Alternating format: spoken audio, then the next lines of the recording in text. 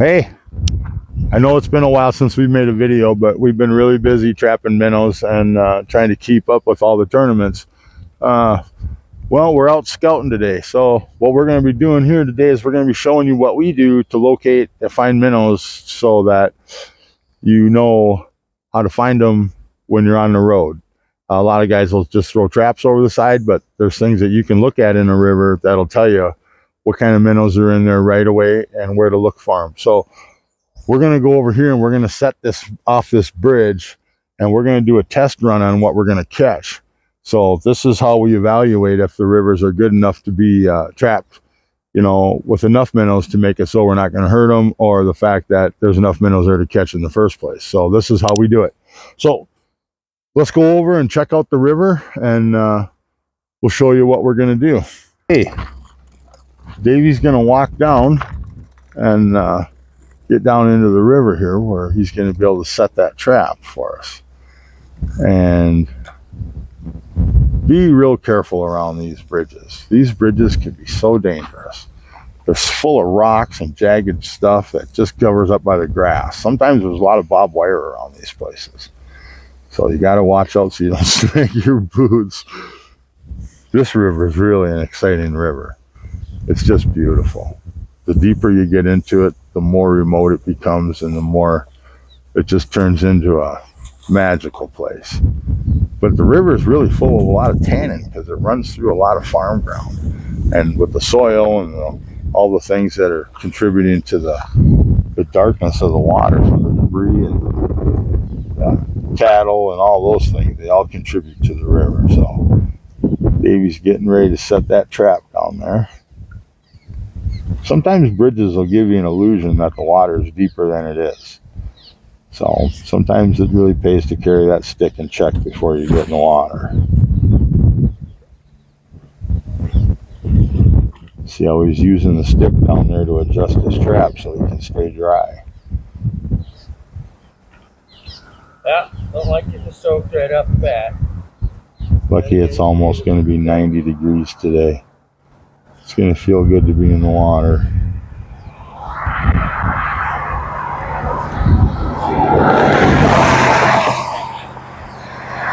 Bridge jumping is so dangerous because cars.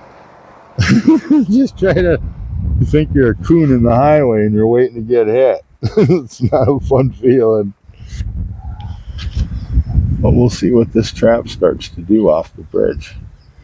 Should be interesting to... Oh, I can see there's minnows gushing up to the trap. There's minnows by the trap, isn't there? I don't know. It looks like it. I'm seeing things darting around. If I was a minnow, I would dart around and go in there. I would too. Get a nice bottom, flat. Didn't have to worry about fish. No, that's another thing guys got to deal with all the time is fish. That's pretty awesome. Just one more river on the list to go check out in the summer. You see the bottom of, I'm not sure if you can see this, but there's color variations in the bottom of the river. And that tells you that that is vegetation or sand or rock. Oh, wow. That's insane. That is insane. That is absolutely insane. Davey just put this trap down here, and now the scent is bringing those minnows from all their hiding spots. And what I'm seeing downstream in the sand, that's a contrasting color, is there is just an absolute pile of minnows moving up towards that scent trail. This is absolutely amazing. I haven't trapped this river for, I don't know, 15 years. Because it was hard because we had to paddle all the time. And if you start in these rivers, you can't get out. There's no bridges for miles. And if you got to paddle them, does that take a toll on your body? That's why now we got mud motors and they just blast us up the river like just unbelievably great. But down in this river, we can't use the big boats. So we're going to have to switch over to small river equipment, which is just another equipment change. Man, if you're going to be in the industry with this, trapping as a hobby, you know, you're going to need all kinds of equipment.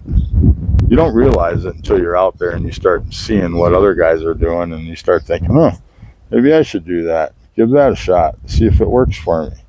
You know? I mean, that's how a lot of innovations are made, is by trying different things. If a guy stops thinking in this business, you're going to not going to keep up, because everybody's going to innovate all around you constantly. You know, North Country Bait has been one of the biggest innovators into our industry as far as, you know, the changes that we've gotten done and all the things that, you know, instrumental. And to go into it would just take too much time. But anyway, a lot of innovations are important. So don't stop thinking about ways to improve things. Once you understand them, it's a whole lot easier to change them and make them better. It's so hot out right now. It's just killer hot standing here on this concrete. It's amazing. It's absolutely amazing how fish can smell. I mean, people don't think fish can smell because, well, that's not air. Well, that's not the same. You know, you still have odors in the water, even though your odors aren't airborne. It's waterborne now. Now it's all about the current, the way that moves through the water. You know, it took a long time to figure out current. It took even longer to figure out what I could do to control it so I could use it to my benefit. But now that I know these secrets, it makes it a lot easier to get stuff, because I don't have to go to it anymore. I can make it come to me, which is absolutely phenomenal. I know, I saw them. I was watching them everywhere down there. You know, coming to these remote places is where you can take an abundance of minnows out of there and not hurt the system. You know, actually you're helping the system by lessening the population so that the river can sustain the food source more easily. You know, if a guy starts to think about the ecology of how to manage these places, all you have to do is make sure you're not too greedy and leave enough for the next year and the year after that. I mean, it's not hard to do if you just don't trap the same part day after day after day. You have to give things a break. Otherwise, they just don't sustain. And when the spawn is on, you're definitely going to want to give them a break, because they need to spawn. Is that a rock pile in front of you? That's the biggest rock pile I've ever seen. That's because the minnows in here are so gigantic, because they're old. Yeah. There's red tails down there that are I know it. the size of giant creek tail. Yep. Hey, what's it like right there? Can we pull the truck in over there? I'm gonna back the truck in over there, I think. We're over here. They stood up to get water in it. Well, we can. Well, yeah, we'll figure that out.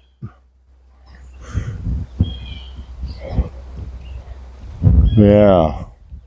This is the problem when you're into places like this. There's really no place to get off the road.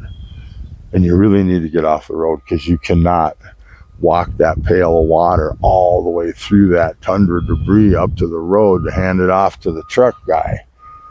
That's just insane. You're going to have to find a private access through somebody to get in here and do this. This river is absolutely amazing. I'm surprised we even found it. I found this river 20 years ago. Been trapping it ever since, but it's just been tough to get around. Without the new equipment, trapping this river in full length would be very difficult. The last few years, this place has been so dry that you couldn't even begin to think about putting a boat in here. The rocks were everywhere, sticking up out of the water, and there's barriers of trees. It was absolutely horrific when you come down here and think about the physical effort it takes to get in here and out of here, and then to get the equipment out. Oh my God, that was absolutely insane. But thanks to weed whips and rakes, we're able to make some pretty nice trails down to the river and make them safe. I know it.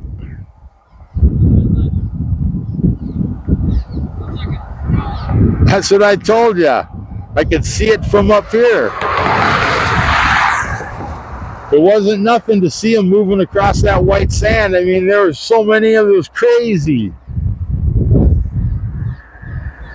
But that's the way it goes.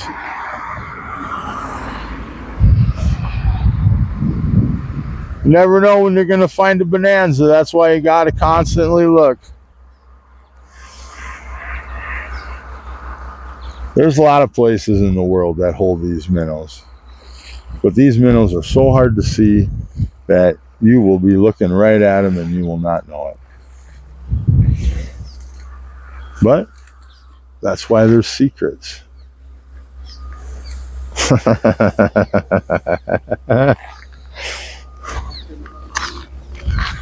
That looks like a pretty easy way up. I'm hoping that that road isn't going to be bad for backing the truck into off the road. Hey, does that look like it's pretty hard ground? Yeah. Somebody pulled in down here already this year. They did, huh? Huh. You see any sign of flattened grass or activity in the grass that would show you that somebody loaded or unloaded a truck? Driving the wheelers. Multiple times. Well, wheeler's not a truck. What's it like? Farmers. You gonna be able to come right in there and back into that spot? Back down right there. You can't go any farther? Down that hill. Why? On four-wheel drive. Oh, that's right. Damn it. Four-wheel drive's nice. It might create an issue. Hey, I might be able to just hook the bucket and you can stand in the water and I can pull it up over the bank. Yeah. That wouldn't be too bad either. No, that'd be easy. The cooler's small enough. And everything we got is portable. So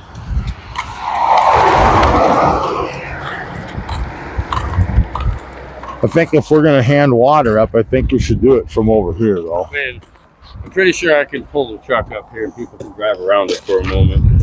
Well, yeah. There's a lot of minnows down there, ain't there? Fuck that rock pile that's right there. Well, obviously you can see it. Oh yeah, you can see the minnows. They're so big. They're just like So big. is that a rock pile, buddy? Fuck yeah, the rock pile like this. And it's that tall. Yeah, it's big. You know, when you're out looking for minnows, that's the number one sign that you'll find for red tails is the fact that they build those rock piles. Them rock piles are a dead giveaway to those minnows. Because there ain't no other minnow in the world that builds a rock pile like that I know of in North America that builds a rock pile for their nesting sites. And the interesting thing about those rock piles is the fact that when they make the rock piles, they dig the hole as deep as the rock pile is tall. And when they get to the halfway point of filling the depression with rocks and filling it up, then they lay their eggs and then they finish piling the rocks on top of the eggs. And the reason they do that is because when the fibromentaceous algae starts to grow, it grows within the rocks. And that's the food source of the baby red tails when they're developing. Because at the same time when the babies are hatching, the fibromentaceous algae is developing. So by the fall, they've already went through their food source to grow, which is proteins of plant matter, the algae. Well, once they get big enough, then they emerge from the nests, which is little galleries throughout the whole rocks. And those rocks create a filtration system that lets the babies live within the rock chamber, eating the algae, and then emerging when they're big enough to sustain themselves on the larger next step to their development food source, which could be zooplankton or any kind of a protozoa that could be large enough to sustain them. A lot of them eat insect larvae. And that's interesting because when you're in the tank and they're dumping, they're secreting all the stuff that was in their gullet, you'll see that it's mostly all bugs. And in the fall, that changes over to algae again. There won't be any more bugs in there. It'll all be algae again. This has got to be a 20-minute video. We'll quit trying to make it a 20-minute video. I just wanted to pause sometime. Okay, Davey is on his way over to check the traps. Now remember, we're just testing, so we're not trying to actually do any kind of full-fledged accumulation. We want to just see how big the minnows are and what the size of them is.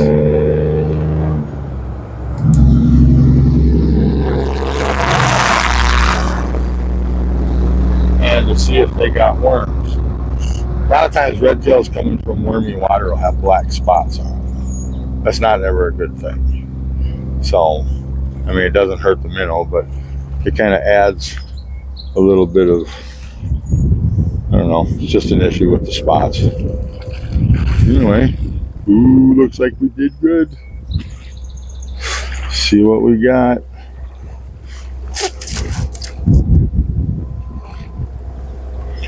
For just bridge jumping, it looks like a lot of big ones. That tells me the minnows in here are old. If you got a lot of older minnows in rivers, they're going to be a lot bigger. It's nice when you see multiple sizes. Like, Davey, why don't you just grab the other trap and put them all in at once? That way we're not trying to do this a bunch of times. Bridge jumping is totally different than boat trapping or float trapping. I mean, there's so many variances in how you can catch stuff, and the equipment you use all matters. Right now, this could be a nice, easy situation if Davey had a float raft, because he could just pour the minnows in it. He could trap this whole creek if he could walk it. Wouldn't even need a boat. A lot of guys trap that way out west of where we live.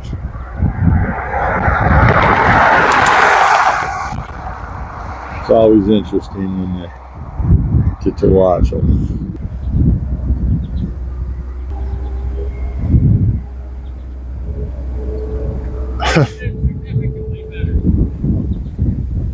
Wow, looks like that trap is absolutely full, right to the top. I bet you there's 2 gallons of minnows in that thing. It takes a lot of physical strength to walk up the rivers. That current can really weigh you down. You get it deeper than chest, deeper than knee height, boy, and you got a real issue of struggling to get back. So we'll see what we got here. We start trapping this place and it's going to get phenomenal.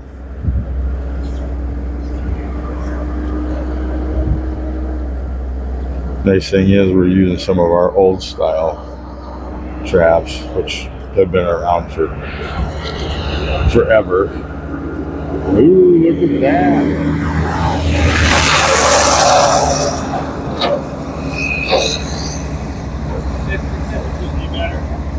That's awesome. They're all huge. I don't see too many small ones in there. They all red tails? Okay. So I kind of figured there'd be some creek chubs in there. Alright, I'm gonna beam them up to you. Okay, I'll send the rope over. I'm gonna have to put the camera down. Oh.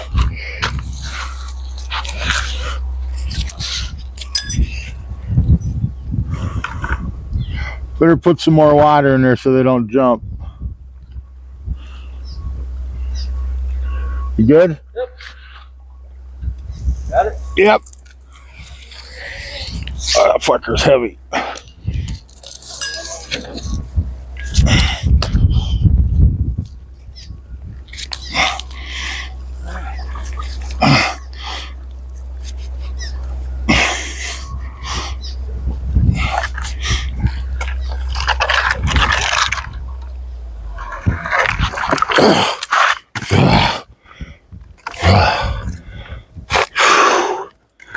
That was lucky as shit. Wow. That was heavy getting that up over that ridge. All right, we're back. Davey's bringing the. I know we got to get these guys to our cooler. This is just right over here on the highway running. So we got to get our minnows in there.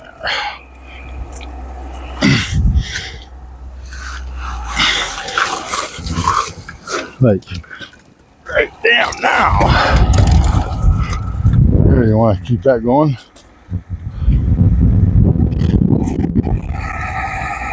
Once I get it in here, everything's good. We did it.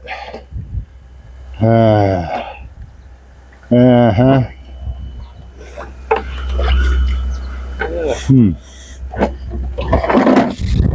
He says. Trouble when you start exploring the rivers. Now let's see what we really got. First of all, I can see that we have a bunch of big shiners. So there we go. Those are big common shiners. Sometimes they call them blue shiners. Put them back in the river because they'll just die. A lot of guys like using them for crayfish bait. They're probably the best crayfish bait you'll ever get. But now we do have some rivers, some red tails. Some decent ones. I mean, there's a good variety of sizes. It looks good. That tells me what the healthy supply in there with your glasses. That's important if you're looking at a river. I mean, that is absolutely great. So, first thing you do is you look at how big this place is. How many long miles are in this river?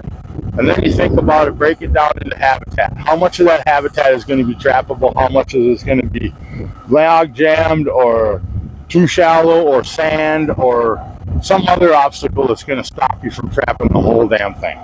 So, this river, this is a go. So, now that you know how we go and look for things, get out there and check out your local streams and creeks and call me when you find a good one. So,